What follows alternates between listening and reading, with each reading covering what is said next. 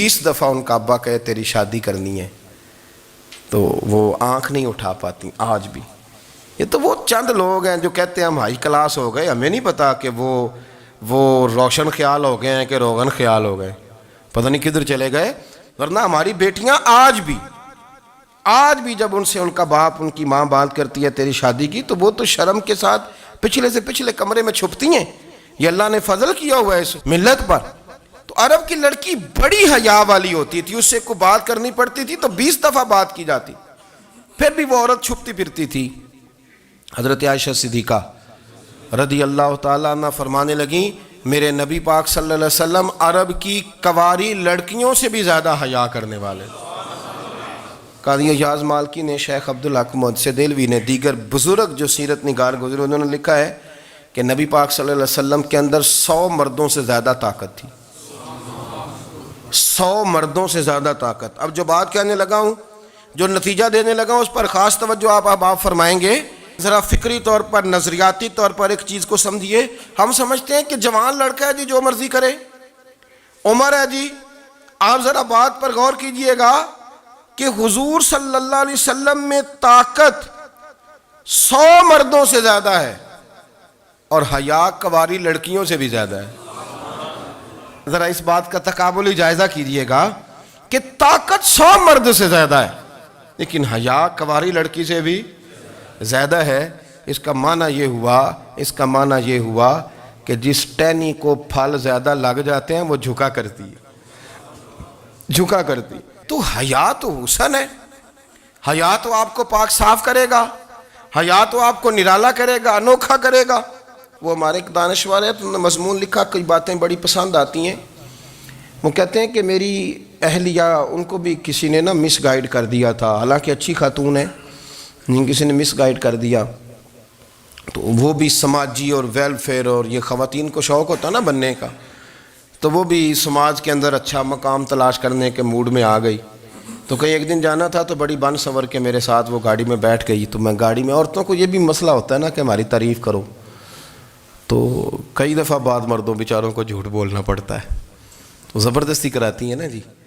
تو اس میں گنجائش بھی دی ہے شریعت نے گنجائش دی ہے کہ کبھی بیوی کو راضی کرنے کے لیے خلاف واقعہ بات کرنی پڑے تو کر لینی چاہیے، تو وہ کراتی بھی ہیں۔ 3 موقع پر خلاف واقعہ بات کرنے کی اجازت ہے، واقعے کے خلاف بھی آپ بات کر سکتے ہیں۔ جنگ کے موقع پر 2 لوگوں کو صلح کرانے کے لیے اور بیوی کو راضی کرنے کے لیے کر لیں کوئی ایسی بات، بے شک اپنی طبیعت پہ جبر کر کے کر لیں، گنجائش ہے، اجازت ہے۔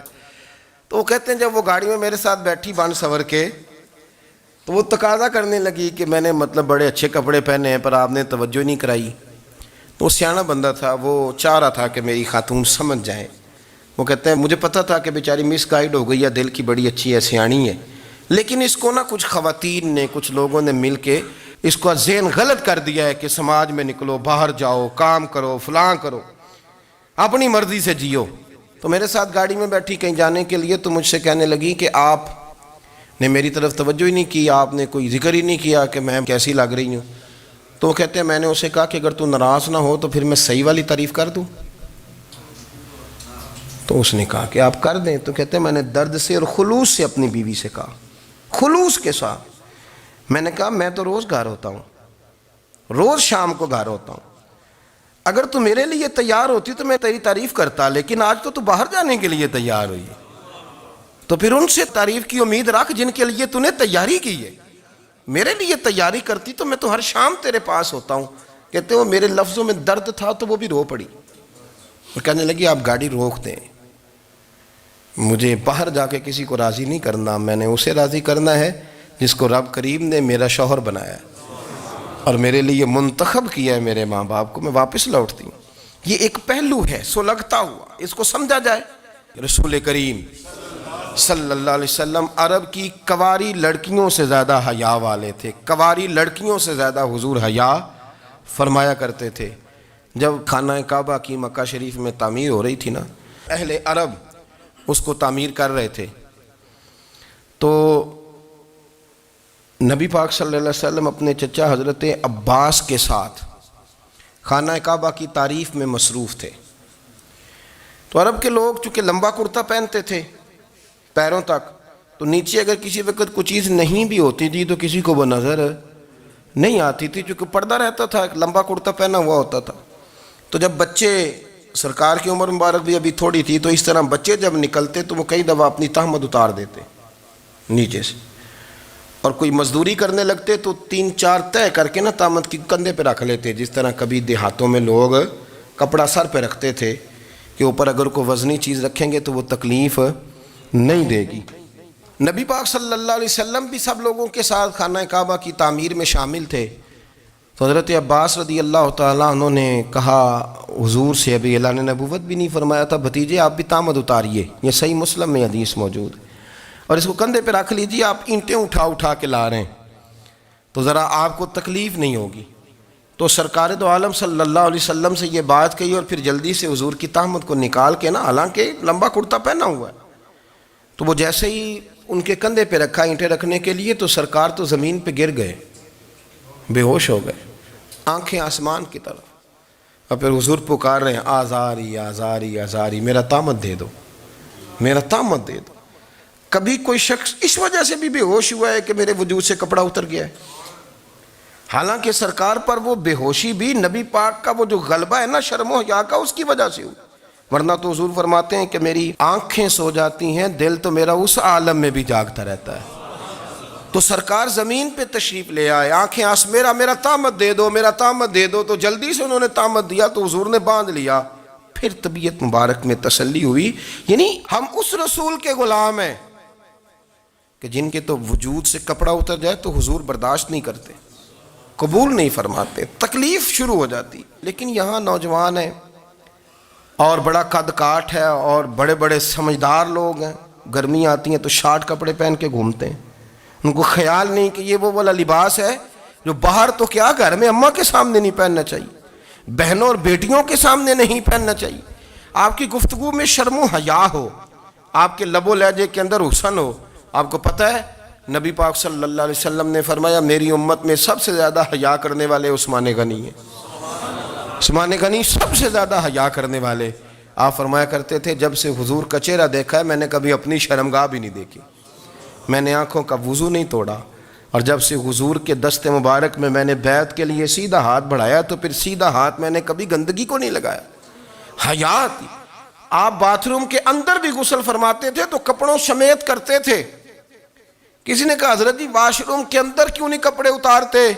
آپ فرمانے لگے باہر بندوں سے حیا کرتا ہوں، اندر جاتا ہوں تو رب سے حیا آنی شروع ہو جاتی، وہ تو دیکھ رہا ہے نا۔ تو میں جو بات آپ کی خدمت میں عرض کرنا چاہتا ہوں اس کو آپ سمجھیے گا میرے عزیز، کہ شرم والا مزاج، گفتگو بھی شرم والی، آنکھیں بھی شرم والی، لباس بھی شرم والا، دوستی یاری بھی شرم والی، بہت ساری ایسی باتیں۔ دیکھیں نا آپ ذرا، میں نے کہا کہ باتوں کو سن کے گزر نہ جایا کریں، اس کی گہرائی پر غور کریں۔ حضور علم کا سمندر ہے، سرکار سے زیادہ علم دنیا میں کسی کے پاس موجود نہیں ہے، اور صحابہ کو موقع ملا ہوا ہے اس سمندر سے فیض لینے کا، لیکن ان کی حالت یہ ہے کہ حضرت علی المرتضیٰ فرماتے ہیں 14 دن گزر جاتے، حضور سے کوئی سوال پوچھنا ہوتا تھا پر میں شرم کے مارے نہیں پوچھ پاتا تھا۔ 14 دن بخاری شریف میں موجود ہے۔ ایک دن نبی پاک صلی اللہ علیہ وسلم نے پوچھا صحابہ سے کہ وہ کون سا درخت ہے جس کے پتے نہیں گرتے، اور وہ درخت اس طرح ہے جس طرح مومن ہوتا ہے، وہ درخت میرے مومن کی طرح بتاؤ۔ حضرت عبداللہ ابن عمر فرماتے مجھے پتا تھا کہ وہ کھجور کا درخت ہے، لیکن چونکہ ابو بکر صدیق بھی بیٹھے ہیں، عمر فاروق بھی بیٹھے ہیں، مولا علی بھی بیٹھے ہیں، عثمان غنی بھی بیٹھے ہیں، اتنے جید لوگ بیٹھے ہیں، تو مجھے حیا آتی تھی کہ میں کیوں جواب دوں۔ کہتے ہیں سرکار نے کئی دفعہ پوچھا، لوگوں نے کئی اور درخت بتائے، پر فرمایا تمہارا جواب درست نہیں ہے۔ آپ حیا کے اس پہلو پر غور کریں کہ سوال کا جواب آتا ہے، سوال کا جواب، یعنی مجھے سوال کا جواب آتا اور پھر میں دوں نہ، مجھے بدعزمی نہ ہو جائے گی؟ یہ کیسے ممکن ہے کہ میری رات گزر جائے، مجھے پتا بھی تھا اور میں نے بتایا نہیں؟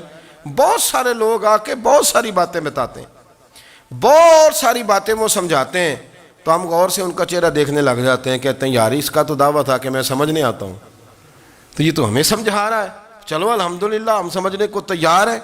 لیکن میرے عزیز پتہ بھی ہے جواب کا، علم بھی ہے، لیکن فرماتے ہیں میری حیا نے مجھے اجازت نہ دی کہ میں جواب دوں. آپ فرماتے ہیں پھر حضور سے صحابہ نے عرض کی کہ یا رسول اللہ آپ ہی بتا دیں وہ درخت کون سا ہے. تو حضور نے فرمایا بھئی وہ کھجور کا درخت ہے.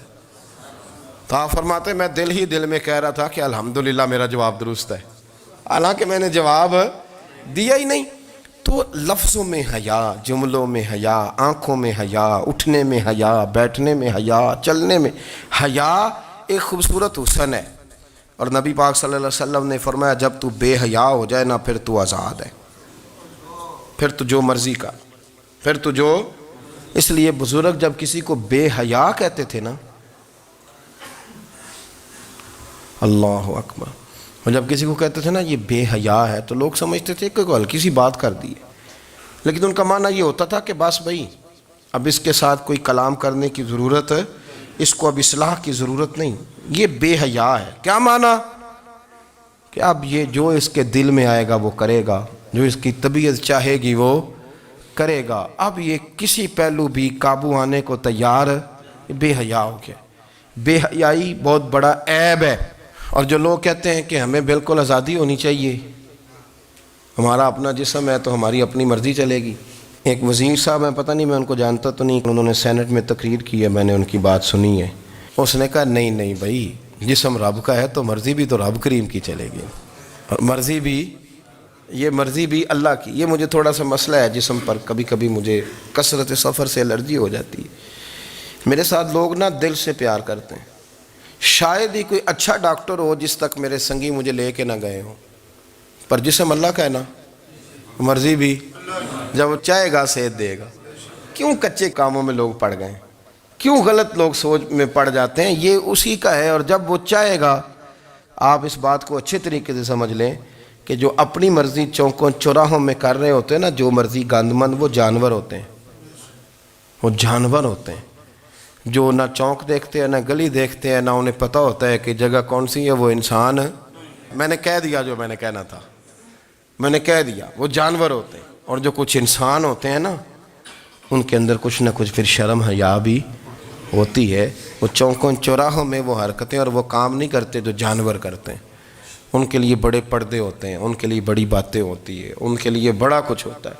جو بالکل آزاد ہو جائے، کوئی پتہ نہ ہو کس وقت کیا کہنا ہے کیا کرنا ہے، تو پھر وہ دائرہ انسانیت سے خارج ہو جاتا ہے.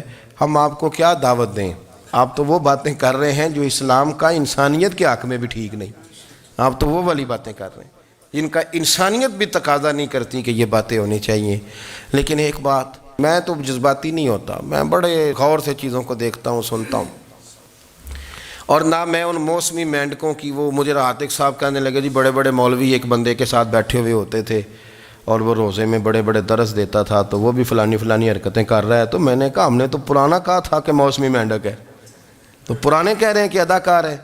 تو وہ جہاں کاسٹ کریں گے وہاں وہ اداکاری کرے گا. آپ کسی مذہبی جگہ کر لیں تو وہاں کر لے گا، کہیں اور جگہ کریں گے تو ہم تو پرانا کہہ رہے ہیں. تو کسی کو کبھی سمجھ آتی ہے تو کسی کو کبھی اور جگہ جا کے سمجھ آتی ہے. ہم ان لوگوں سے پریشان نہیں ہوتے. کیوں؟